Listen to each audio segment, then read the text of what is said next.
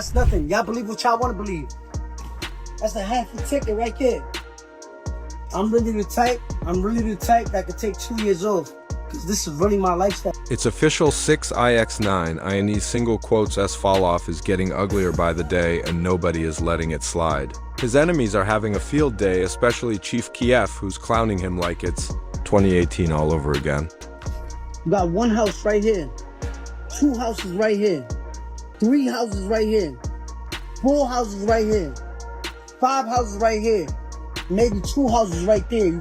If you've been paying attention, you've probably noticed something strange. The once ice-heavy rapper has been looking real bare lately. No flashy chains, no stacked watches, nothing. And now we know why. The IRS pulled up and started auctioning off his prized possessions, yeah, even his jewelry. They're cleaning house and airing out just how deep in the hole 6ix9ine really is. Bro ain't just broke, he's government level broke. Fans had already started connecting the dots. Over the past few months, he's been showing up with less and less bling in his videos. At first, people thought maybe he was switching up his style. But not, turns out his assets were already getting seized behind the scenes since last year. This wasn't just a one-time raid either. The IRS is still moving, still selling, which screams one thing: the debt must be massive. And let's be real, after all the online trolling, wild beefs, and fake flexes, nobody's rushing to feel sorry for him. The streets are watching, and this public downfall is exactly the kind of karma people expected. The auction block doesn't lie, and right now, 6ix9ine's legacy is looking just as empty as his jewelry box. Yeah, he broke as a mother. 6ix9ine ain't got nothing. Man, that over there doing bad, bro. I had to send him $40 for some gas, man. You know it, yeah, bro. You know what I'm saying? That's why we was telling the people ain't nothing we can really do for you right now, because niggas broke, bro. From the very start of 6ix9ine's career, he never stopped bragging about his money. He acted like nothing could touch Heimaways, showing off stacks of cash, clowning other rappers for being broke, and making it clear that money ran his whole life. Where he lived, what he drove, how he moved at it was all about the cash. But with all the chaos he caused, that money was never going to last forever. After getting out of jail, 6ix9ine scored a huge multi-million-dollar record deal. Sounds like the perfect comeback, right? Not really. By then, he had burned so many bridges and got tied up in so much legal drama that fans just weren't rocking with him like before. Sure, his first songs, Out of Jail Gooba and Trolls, blew up, but it was all hype. Once the buzz faded, so did the streams. His album Tattletales sold only 53,000 copies in the first week. His next project, La Viva, didn't even have official first-week numbers. That's how little interest there was. And his album blackballed most people, didn't even know it existed. Nobody listened, nobody cared. Even 6ix9ine admitted the industry blackballed him. After that, he dove headfirst into social media drama, posting wild videos, getting into petty beefs, and picking fights online. But none of it was bringing in real money anymore.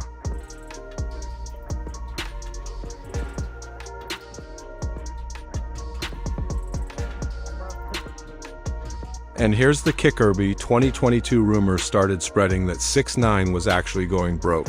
His own manager, Wack100, even said he was struggling so bad that he had to send him money just to fill up his gas tank.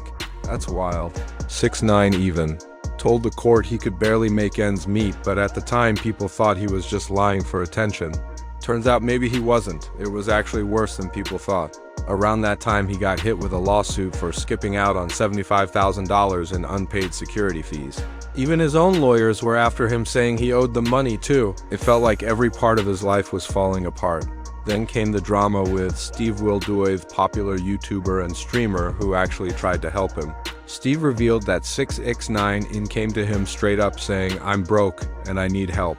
So Steve went out of his way and landed him a $2 million deal with the streaming platform Rumble. The job was simple: hop on once a week, play video games for an hour and get paid. That's it. But instead of doing the work, 6ix9ine took the check and vanished. No streams, no content, nothing. And it gets even more ridiculous. Steve also said 6ix9ine asked him for money to buy expensive designer bags. Not for business or investments, but just to flex on women and make his ex jealous. If that's his idea of financial planning, it's no wonder things went downhill. Nobody gonna kill you know. Yo, blood, listen to me. You hear me? You hear me? You hear me? Do not kill nobody. Since he completely failed to deliver on the Rumble contract, he ended up owing them the full $2 million, just adding another crazy number to his already massive pile of debt. One fan even joked online he got $2 million to play games once a week, and couldn't even do that. Pathetic, man. Others were saying, why can't I get even a quarter of that? That's how unbelievable it was. 6ix9ine fumbled one of the easiest bags in history. But it didn't stop there. Things got worse. When two publicists had been accidentally robbed by his own crew, hit him with a $1 million lawsuit for restitution. Then came another huge hit, a $10 million lawsuit from a stripper named Alexis. Back in 2021, 6ix9ine was wilding out in a club when someone in the crowd called him a rat. Instead of ignoring it, he threw a champagne bottle across the room. But he didn't hit the person who said I accidentally hit Alexis, cracking her in the head. She had to be rushed to the A and needed staples in her scalp to close the wound. It was serious. So she sued him for bodily injury. And here's the worst part, 6ix9ine didn't even show up to court. The judge gave Alexis the full $10 million by default. On top of all that, the IRS was still waiting in the shadows. He reportedly owed them around $10 million in unpaid taxes. If you add everything up, 6ix9ine was staring at over $20 million in debt. That's not just broke, if that's the kind of broke you can't come back from. Right here, this is what y'all wanted me in Chicago. Whole block right here. No block, it's 10 o'clock, what the f is that? Niggas ain't outside. It's only 10 p.m. What is that, blood? Oh, little boy. Folk, I was just downtown, looking for the man, folk. I ain't see him, folk. I get a picture, they see he with the police out there. That man with the cops, man. He on some police shit, man. Sent somebody to jail. By 2024, the feds had finally had enough. They raided 6ix9ine's Florida mansion, and witnesses say they saw agents towing away multiple cars like it was straight out of a repo reality show. It's crystal clear now 6ix9ine single quotes S flexing era is officially over, and of course the internet wasted no time roasting him the same way he used to clown broke rappers. Memes were everywhere. One person joked, 6ix9ine joining Squid Game to pay off his debt. Another said, if Trippie Redd buys some of his stuff, I'm going to lose it. That would be poetic justice.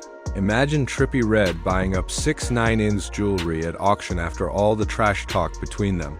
Back in the day, 6ix9ine dragged Trippie hard and threw him under the bus during their beef. So yeah, fans would love that full circle moment. And of course, Chief Keef wasn't going to miss his chance to be petty. After all, 6ix9ine spent years clowning Keef and his crew, and even allegedly put hits out on them.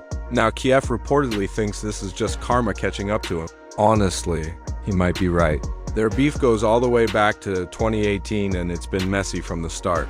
It all kicked off when 6ix9ine got into it with Tato, Chief Keef's cousin, over none other than Cuban Doll she was dating.